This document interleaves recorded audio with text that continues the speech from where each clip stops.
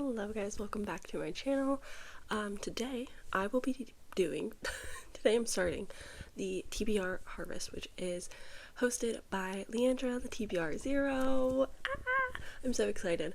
I will be doing, there's like 3 different options for this TBR, and I will be doing the haunted house simply because it is the easiest. I can do like 4 reads and get out.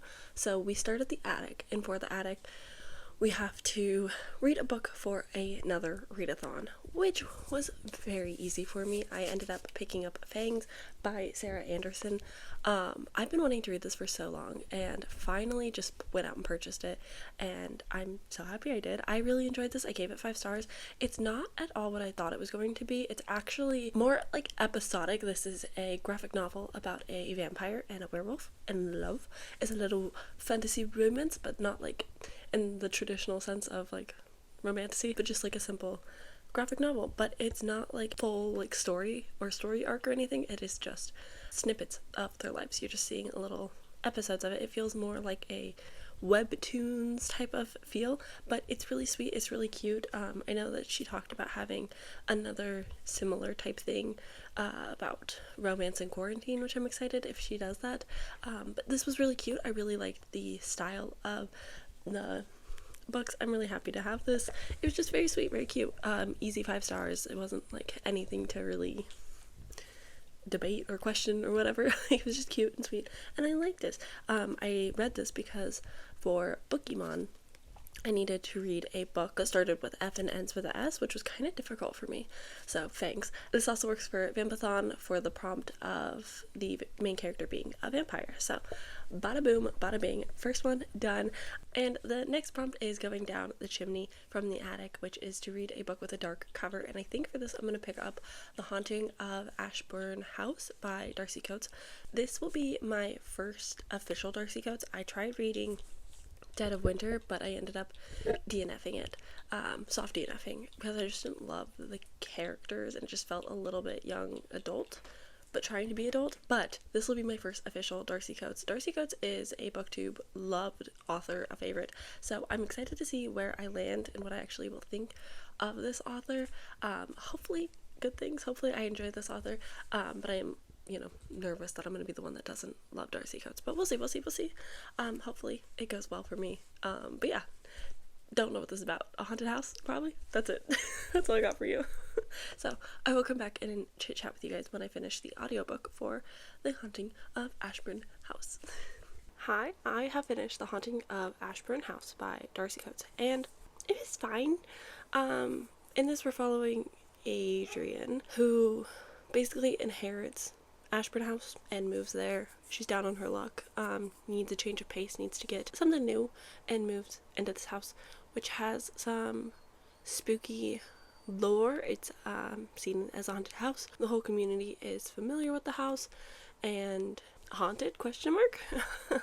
Early on we meet some side characters who know about the house that are the same age as Adrian. She also has a cat named Wolf, which I love.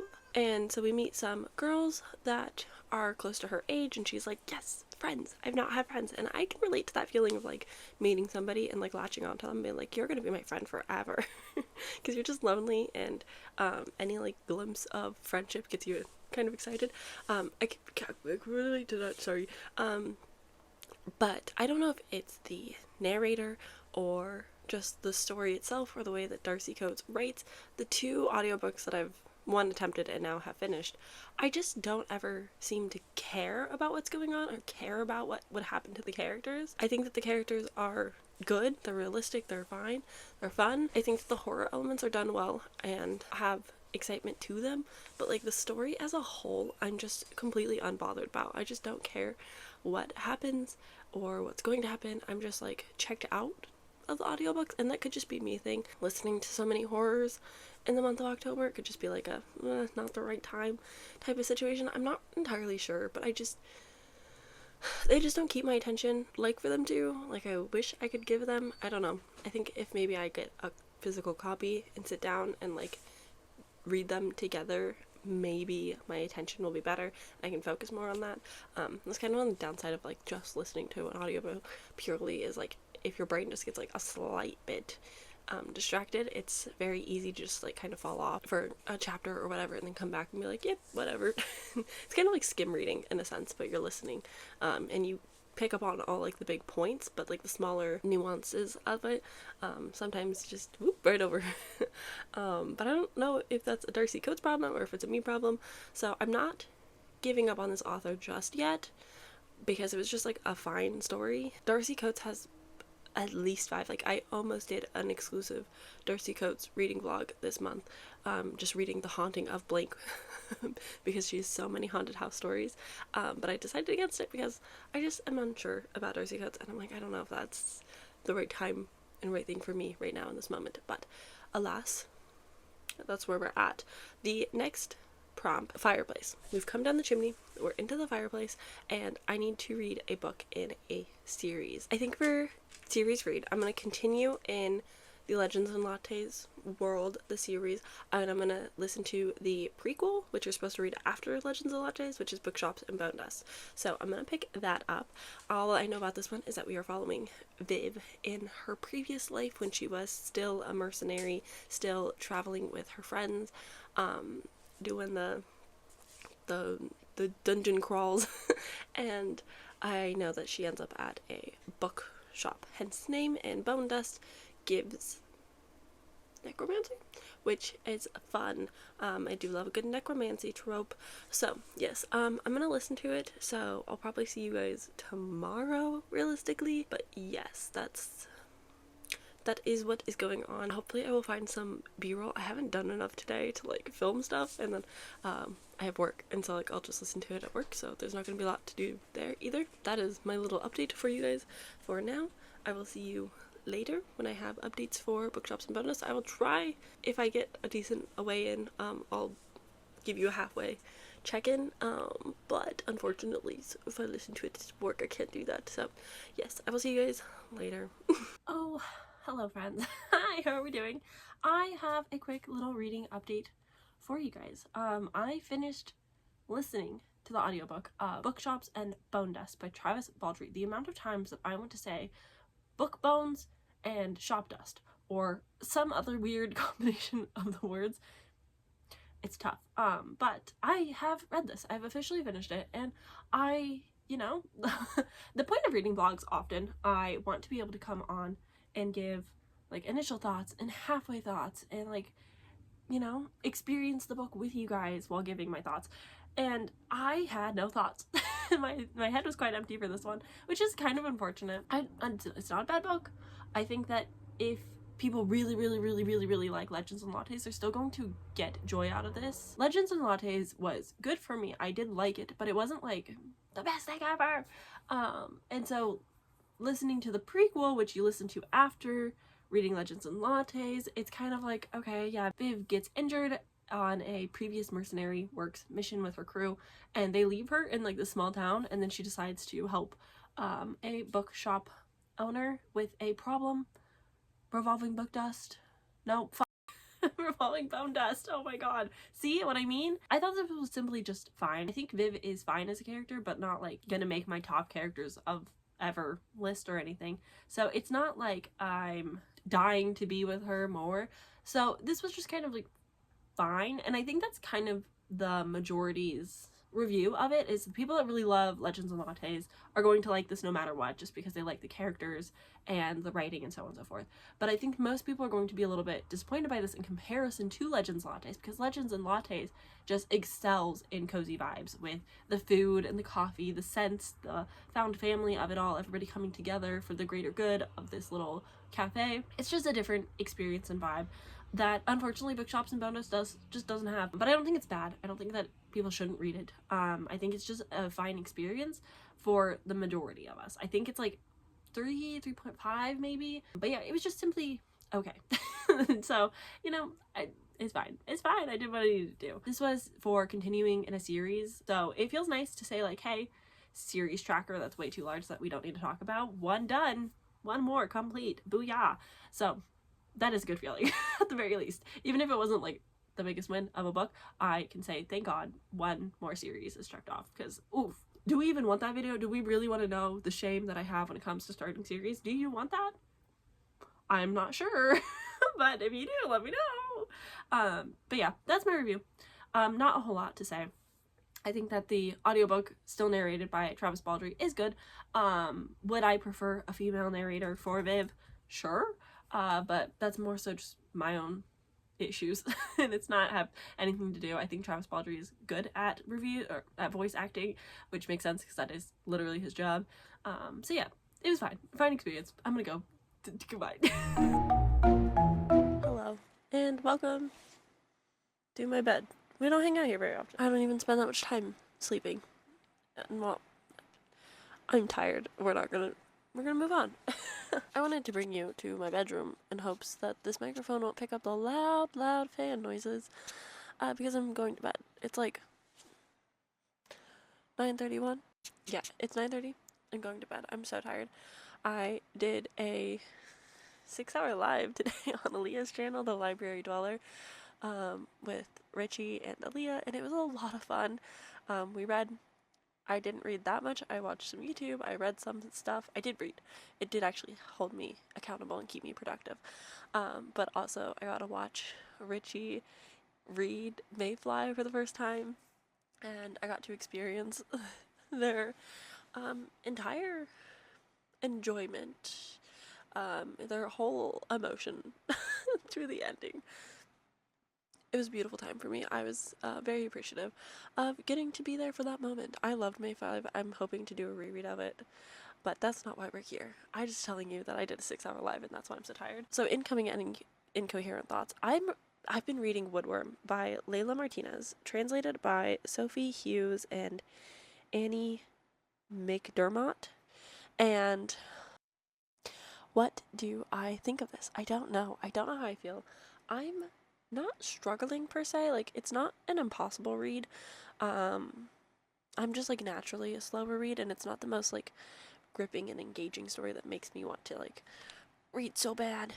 Just because it's told in a unique way, and I don't know if it's the translation or if it's just how it's written, but it feels like the way that I write my text, lacking punctuation and a stream of consciousness in a sense. Like, it's not quite that, but they are just kind of talking at me and telling me like experiences, and sometimes they'll go on tangents, and there's no quotation marks for dialogue in the text, which is fine. Like, I completely, like, I'm able to follow along just fine. It's not a complaint, it's just a different writing style than I'm traditionally used to, and it could be because this is translated from Spanish and that's just how it be, or it's just, I don't know, but it's interesting. So in this, we're following two back and forth perspectives, kind of. It's not like named or chapter headed or anything of the sort, but in this we are following a granddaughter and a grandmother who live in this house, and this house has been passed down in the family for a while, and it all stems kind of around familial trauma as the house is passed down and they can't really leave the house. There's always like a pull back to the house, but the house is fully haunted. Like, if you want a weird horror haunted house story, this might be for you. It's short, it's quick, it's spooky and weird for sure. Like, it is just absolutely wild and baffling how they are aware that it's haunted and they're like content with it. It's one of those weird horror stories where weird things are happening around them and like society around them is like, that's a weird house, that's a haunted house, that's a bad house. Yet to them it's normal. It's not weird that the house is haunted. It's not weird that their teeth fall out, which I'm gonna be so honest with you is one of my big fears. Oh, the amount of nightmares that I have where my teeth just fall out and then I wake up thinking that my teeth are loose, freaks me out. I don't like it. And I did just finish reading a pretty large chapter where a toothache and so on and so forth was like a big part of it. And as a girl who is 25 years old, needing to get her wisdom teeth out in the coming year, I wasn't excited. I wasn't like, ooh, love to read about this teeth horror. But it gets me. It gets under my skin a little bit. It makes me feel a little uncomfy. Hello, baby girl. Why do you look mad? But yeah, basically we're getting perspectives from the granddaughter, and the granddaughter is telling you the story of like her experience coming back to the house. She was in prison for a while because of something that happened to a boy whom she worked for, like worked for the family, and he went missing, and that's kind of all that I know. And then we're also getting the grandma's chapters, who's explaining kind of the lineage of the family and the house and how the house came to be and like why it is the way it is, which I do find interesting. But then on top of that, we have the grandma being like, don't listen to my granddaughter, she's lying to you, like what she says isn't true, like there's something in her. Oh, and another big part of this is, I think, and don't quote me on this, but it feels similar to Catholicism. It feels similar to Catholic religion, where they worship the saints. I'm not super familiar with Catholic religion besides like my family being Catholic and like my cousins going to a Catholic school, but I did not. So I don't really have like a lot of knowledge on it. My partner is Christian, and so I know that they pray to saints, and that's kind of like the big thing of Catholic. And so there are saints in this book, but I don't know if they're like the same saints or not, like if all of them are the same or if some of them are. I don't know. But they play a very large role, saints and angels do, and I find it interesting. I like the visuals of like how they talk about the angels. I like how they have a relationship with these saints and like are taken sometimes by saints or commune with them in some way, but also like the saints like are fully believed, but they still like question the existence of God and stuff. Like I just find it interesting, and this book isn't really saying much. It's kind of just telling me stuff. I can't tell you the point. It's one of those things like when I come out of the book and start thinking about it or reflecting on it, I don't really have much to say or to think or feel, but when I'm in the story, I'm like, what's gonna happen? Like, what's going on? I like the visuals. I like learning about the family. So yeah, I couldn't tell you where it's gonna go from here, but I'm 77 pages in out of 156 pages, so we're getting there. I'm gonna read a little bit until I fall asleep, but I wanted to update you guys and tell you about this book. A lot of people that I'm acquaintanced with, friends with, I don't know how to put labels on things, but fellow booktubers have rated this kind of high, and so I'm intrigued to see where I land at the end and like how I feel. But peace out, that's it for me. I'm gonna read a little bit more and then your girl's gonna sleep and it's gonna be so good. I work tomorrow, so pray for me. Oh, why? Hello. Hi. I need to discuss with you guys about Woodworm by, I want to say, Layla Martinez, and there's two co-translators. This is translated from Spanish. Our author lives in Madrid, from Madrid, and Woodworm is a weird little horror novella. It's not very long, so a quick, easy read. I got the ebook through my library. There is soon to be an audiobook for this. If you're like me and you prefer audiobooks, that is in the works. With that said, this is about a granddaughter and grandmother whom I don't recall their names, if they even have names in the book, but this is going back and forth between their perspectives where they live in this house built on a bit of familial trauma and is objectively haunted. It is just a haunted house story. It is spooky, it is scary, and you have the grandmother whose dad, I believe, built the house and kind of kicked off all of the events to come. And then you have the granddaughter who had an incident that we're not super privy to, but it has to do with a young boy from an affluent family disappearing and her being held responsible for it. The family needed somebody to blame, somebody to be held accountable for their son missing because she was babysitting him. And so she is arriving back to the house at the beginning of the book from jail. And then we have the grandmother who goes kind of back in time and tells you the history of the family and the house. And then you have present day of just talking about stuff. And I simply don't know how to talk about this book. It's weird. It's spooky and it's haunting and it's like, I don't know how to talk about it. So basically, there's this house where ghosts do live. objectively they live here, and the grandmother is seen as like the village witch, if you will. People come to the family for like hexes and curses and whatever to put on people, but also like good fortune and stuff. They're kind of just seen as like the witches and they live in this haunted house where cabinets open by themselves and just ghosts are constantly moving things, and like the people who live there, their teeth fall out, which is oh boy, that is a very big, I guess, irrational fear, nightmare fuel for me personally, is teeth falling out or having to be pulled out. Baby girl, no, not for me. But this was still good. It's not like super terrific horror, but it has a few moments, especially with teeth, that I was like, I don't like this, Layla, thank you. Overall, it was an interesting read. The story format is interesting. One of my big gripes while I was reading it is the word cuz, like C-U-Z, instead of because or spelled out cuz. I was like, why was this the choice that we made for translating? Like, I don't know. I just want to know like why, so that I don't feel like critical about it, because there's probably a good reason that it was spelled that way. But for me, I'm like, why are we using text speak in a novel? I don't get it. But I did like the writing. I think the translation was good. I enjoyed, like, as somebody who's learned Spanish in high school and has like been taking Spanish outside of high school to try and learn, there was interesting little snippets of Spanish where I was like, ooh, okay. But overall, this is horror. This is talking about a lot. It's a book that is short and little, but still saying a lot. It's really talking about society and having thoughts that I don't seem to have right now.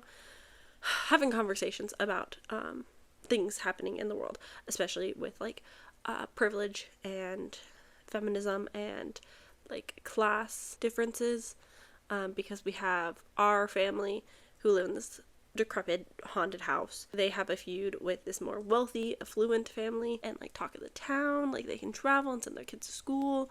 And it's just like a lot of familial trauma and just like village history. And it is interesting, and I like the writing, and it grossed me out at some points with the horror. It's just like, I don't know how to talk about it is my biggest issue. Like, I don't know how to review it, but I did give it 4 stars. I did like it. I do recommend it, but I just like don't know how to talk about it. Like, how do I put into words this book? I think the cover is really cool and really interesting. I think that I enjoyed the characters every once in a while, because the chapters there's no header. It doesn't tell you whose perspective we're in. Every once in a while, because I read this over like a couple of days, every once in a while I would get a little bit confused who was who, just picking it back up randomly, being like, what's going on? But I was able to usually sort it out pretty clearly, and if I was reading it like consistently, it was also easy to keep track of. But that is something to keep in mind. Yeah, I'm gonna give this 4 stars. That's all I really have to say.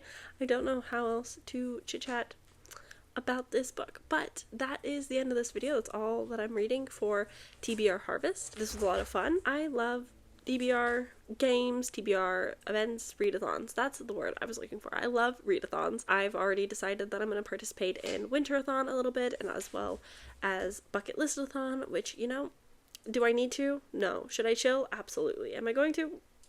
No. I just love the community too much. So yeah, check out Leandra if you're wanting to participate in winterathon. Check out Rainy if you want to participate in bucket list-athon. Check out Danny. Lots of fun little readathons happening to complete end of year goals, which, oh boy, howdy do I have to do that. But yes, alas, that's all that I have for you guys today, and I will see you guys in my next video very soon. Bye.